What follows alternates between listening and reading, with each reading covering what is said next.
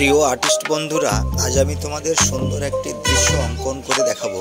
তো প্রথমে এটা একটি প্রচ্ছদপটের মতন আঁকছি। তো এটা কিছু গাছপালা, ছবি, পাতা অঙ্কন করছি, দেখো। এরপরে দৃশ্যটি আঁকতে চলেছি।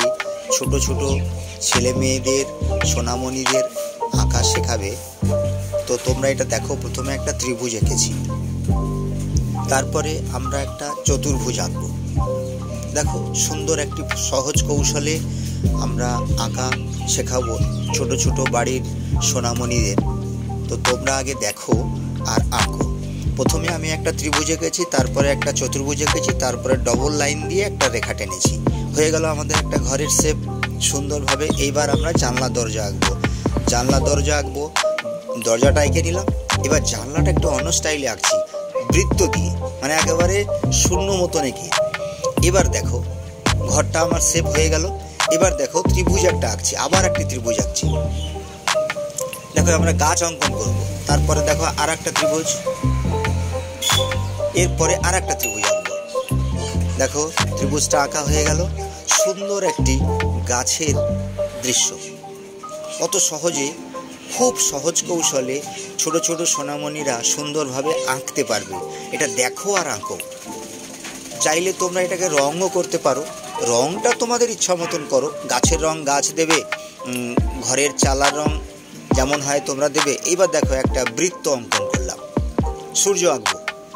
সূর্যটা কত সহজ কৌশলে, নিচে একটা, এদিকে একটা, এদিকে একটা, তারপরে একটা, তারপরে এটা।